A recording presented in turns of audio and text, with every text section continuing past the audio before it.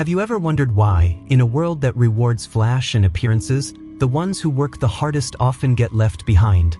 Quiet, invisible, like necessary but disposable shadows?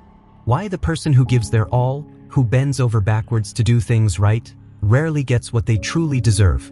Deep down, we've all felt that sting. That bitter punch in the gut when we see the promotion go to the one who smiles more than they grind. When the recognition lands in the lap of the person who was simply in the right place, saying the right things, even if they barely earned it. That's when it starts to dawn on you, something's deeply broken. That effort, that sacred value we were raised to believe was the key to success, might just be a currency no one's cashing in anymore. Niccolò Machiavelli saw this centuries ago, with a clarity few dare to embrace even now. He saw the world not as it should be, but as it is, and he knew the world doesn't reward quiet virtue. It rewards those who know how to play the power game. And in that game, hard work doesn't always score points. In fact, it often gets in the way. Because while you're buried in responsibilities, others are building connections, shaping perceptions, managing appearances, knowing when to speak and when to stay quiet, when to give in and when to strike. The real world isn't a fair playing field.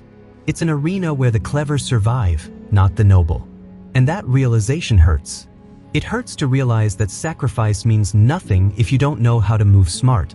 That meritocracy, the feel-good myth that hard work always gets rewarded, is often a slick illusion designed to keep the hardest workers busy and obedient. In this world shaped more by perception than truth, success rarely comes from how much sweat you pour in. It comes from how well you navigate influence. But no one wants to say that out loud. We cling to the comforting thought that hard work will eventually pay off. That if we're honest and dedicated, the universe will return the favor. But how many times have we seen the opposite? How many times have we watched the charming slacker get ahead, the slick opportunist get praised, the person who does very little but makes themselves seem indispensable rise to the top? This isn't just about unfairness. It's about structure. The system needs dedicated workers, people who show up, stay quiet, produce without demanding too much. But it rarely rewards those who give it their all. Because the hard worker is useful, yes, but also replaceable, swappable. The person who speaks the language of power, who knows how to pull strings behind the scenes, that's the one who becomes truly indispensable even if they contribute far less. Machiavelli understood that with brutal clarity. He didn't talk about justice, he talked about results. He wasn't concerned with how the world should work, but how it does. And the truth is, the world runs on interests, optics, and convenience. Effort without strategy doesn't move the powerful. Virtue without cunning becomes invisible. Hard work without intelligence becomes a kind of servitude dressed up as dignity. That doesn't mean hard work has no value, but it does mean we need to rethink what kind of value we're chasing. If we expect external rewards, promotions, recognition, validation, then maybe we're playing the wrong game. Because the world, the real world, flawed and often cruel, isn't a fair judge of effort. It's a stage where appearances outshine intentions, where narrative control is more powerful than sincerity. And that hits even harder if you grew up believing that all sacrifice is noble and will be rewarded. Because that myth, the myth of redemptive effort, becomes an emotional trap. It makes us blame ourselves when we don't move forward, when we go unseen, when the praise never comes. We tell ourselves we didn't do enough, that we should have worked harder. But the uncomfortable truth is, sometimes we gave too much. We were so efficient, so dependable, we became invisible. Useful, yes, but also quiet. And in a world where what's unseen might as well not exist, that's dangerously close to being nothing at all. So, what do we do with this truth? Do we just give in to cynicism? Do we stop trying? Not necessarily. But maybe it's time to accept that effort alone isn't enough. That it needs to be paired with a deep understanding of the world around us. That we need to learn to see like Machiavelli, coldly, strategically, clearly. Not to betray who we are, but to avoid being betrayed by a system that was never built to reward blind devotion. Maybe that's the real challenge, to stop hoping the world will be fair and start acting wisely without losing our soul. To learn how to play the game without selling out. To realize that sometimes we need to be seen, that silence isn't always noble, that humility can look like weakness in the wrong eyes. And that if we want our effort to bear fruit, We have to plant it in the right soil.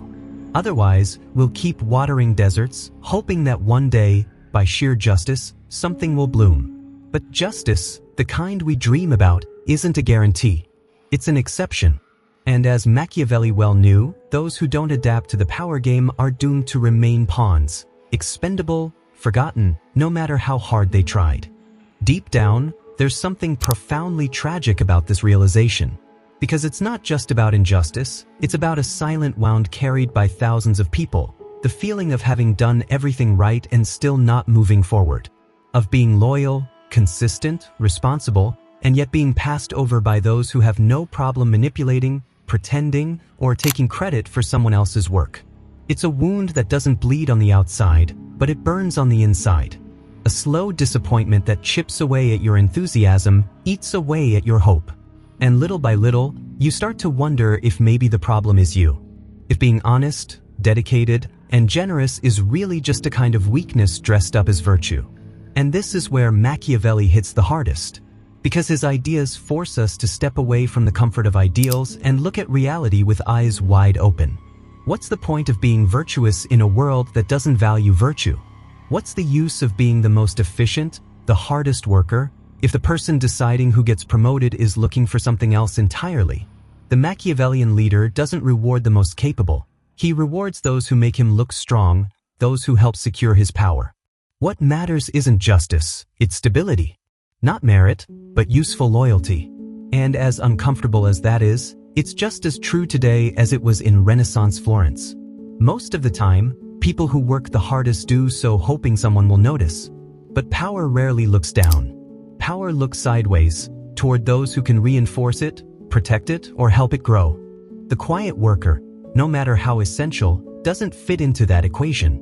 Their contribution is taken for granted, the way we take a heartbeat for granted. They show up, they deliver, they hold things together, but they don't shine. And in a culture that rewards visibility, that's a sentence of invisibility. The modern workplace, with its fake, flat hierarchies and motivational speeches dripping with hypocrisy, hasn't changed this old structure, it's just made it more sophisticated.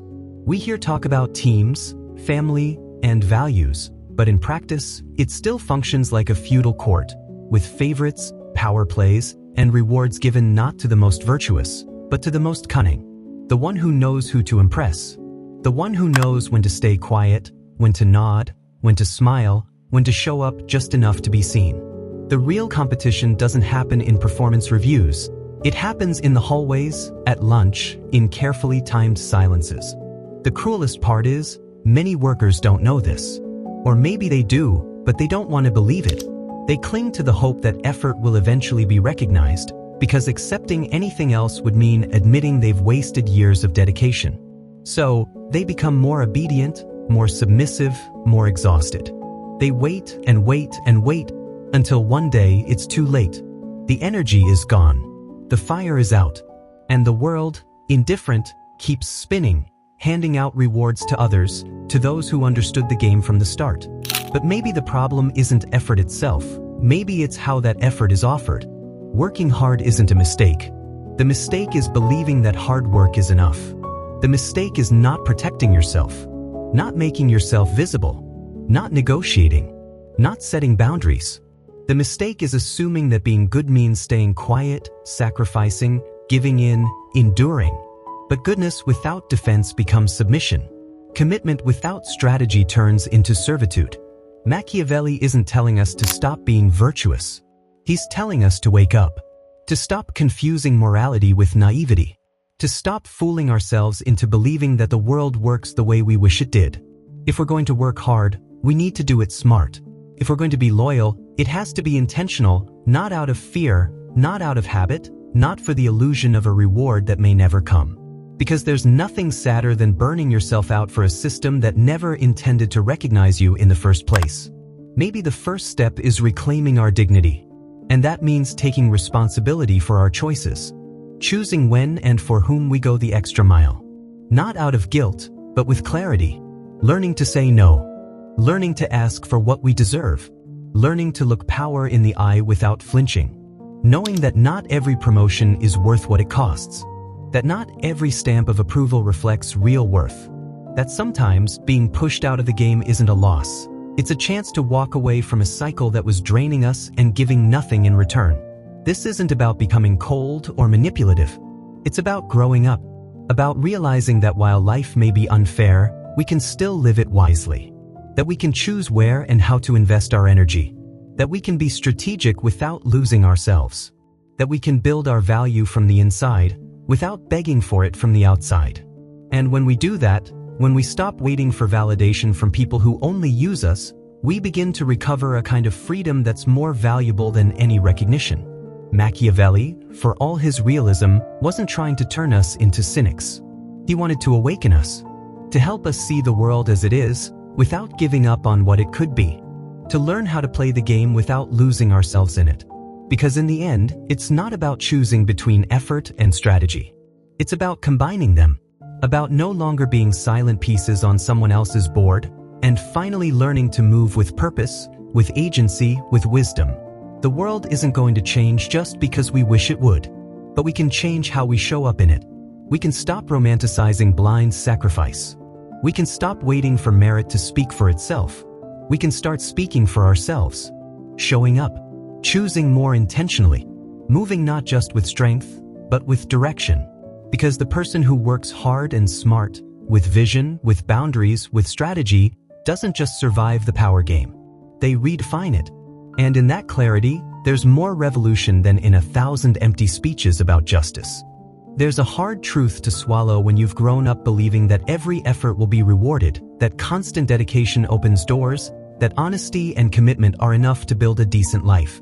That truth is this: the world isn't set up to reward good people or to protect the quiet, hardworking ones. And yet, this truth doesn't have to be a curse. If we face it head-on, it can become the starting point for something far more powerful, a transformation. One where we stop living in hopes of justice and start living with awareness, strategy, and inner freedom. Machiavelli didn't come to take away our hope. He came to strip away our illusions. And while that might sting, it can also set us free. Because in that brutal clarity, the realization that working harder doesn't always get you more, lies an opportunity we may have never considered. The chance to take back control of our own path. To stop begging for crumbs from systems that don't even see us, and start building a road that doesn't depend on the blindness of the world, but on the sharpness of our own vision. There's a particular kind of sadness felt by those who've given everything and received almost nothing. It's the sadness of disillusionment, of built-up exhaustion, of sacrifice that echoed into silence. But buried within them is a dormant strength. A strength that, once awakened, can redirect all that effort, consistency, and immense capacity for giving towards something more just, more personal, more real. The key is to stop waiting to be seen and start seeing ourselves. To stop working for applause that never comes and start working for a life that's truly worth living. What really hurts isn't just the lack of recognition. What hurts most is betraying yourself just to be liked, silencing yourself to keep the peace, shrinking to fit in, erasing who you are, hoping someone else would value what you already were. And that, more than an external injustice, is an internal break. One that can only begin to heal when we stop making excuses for the inexcusable and start reclaiming our respect for our own dignity. The real revolution doesn't happen when the world changes its rules. It happens when we decide to stop playing by the rules that are crushing us. When we realize that hard work should never mean burnout, or settling, or putting up with the unbearable. That the value of our effort isn't measured by a promotion, or a pat on the back, or a satisfied boss. It's measured by our ability to look in the mirror with no regrets. To know we stayed true to ourselves, even when the world around us was twisted. This isn't about abandoning our principles. It's about not letting those principles turn us into victims. Because when kindness is offered without awareness, it becomes servitude. And when work is given without boundaries, it becomes slavery. There's no virtue in being crushed. There's no merit in disappearing for the sake of a blind system. There is virtue in standing tall. There is merit in saying enough, in drawing the line, in protecting what we give, in choosing carefully who gets the best of us. And that's when something starts to shift. The same world that once seemed impenetrable starts to crack. Because we're no longer waiting for scraps, we're walking with our heads held high. We're not working to be validated, we're working to build something real. Maybe a simpler life, but a freer one. Maybe a life with less recognition, but more authenticity. Maybe one that doesn't shine as brightly in the eyes of others, but glows more deeply from within. Machiavelli knew that power doesn't reward virtue, but he also knew that true strength doesn't come from winning a ruler's favor. It comes from clarity of will. That clarity that lets us say, this is who I am, this is what I'm worth, this is what I won't accept. That clarity turns exhaustion into wisdom, frustration into discernment, pain into direction. And just like that, without revenge, without bitterness, we begin to move differently. We give only where there is respect. We go silent when commitment is just disguised servitude.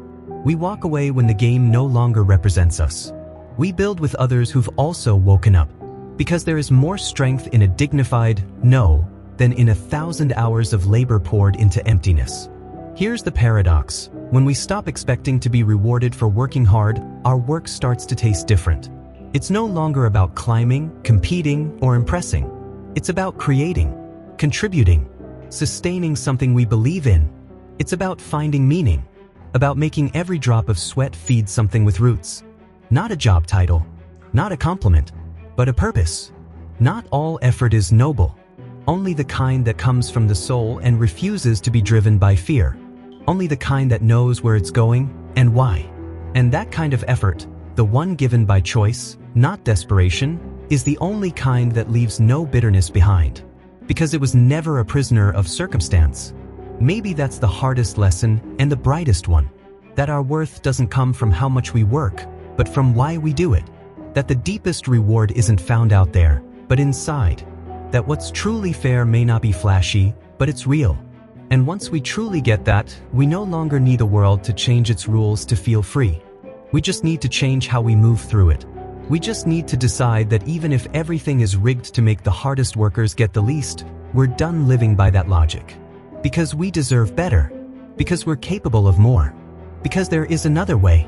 And because, at the end of the day, clarity is the most radical kind of freedom. For Machiavelli, the notion that hard work alone guarantees success is a dangerous delusion.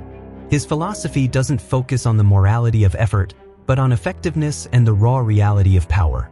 A prince, for Machiavelli, cannot naively rely on diligence or goodwill, because the world is full of hypocritical, greedy, and disloyal men.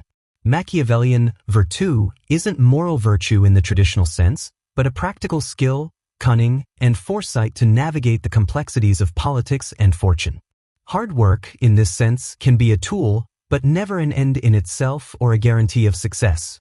A prince might work tirelessly, but if he lacks the ability to adapt, strategic deception, or the willingness to be cruel when necessary, his efforts will be futile. Fortune, that capricious and uncontrollable force, plays a significant role in the destiny of men, and the prince's virtù lies precisely in his capacity to manage and bend it, not simply to strive against it. Machiavelli suggests that sometimes it's better to be impetuous than cautious, and that fortune is like a woman who must be beaten and assailed to subdue her. Moreover, Machiavelli understood that appearances are crucial. A ruler must know how to appear virtuous even if he isn't, and must be willing to act against faith, humanity, or religion if the preservation of the state demands it. In this context, hard work can simply be a facade, part of a strategy to maintain power, not a demonstration of intrinsic value. Machiavelli's true lesson isn't that effort is useless, but that success isn't achieved by effort alone. It requires a deep understanding of human nature, the ability to manipulate circumstances, and a willingness to do whatever is necessary without clinging to moral ideals that reality often disproves. It is, ultimately, a pragmatic view where results, not effort, define a ruler's worth.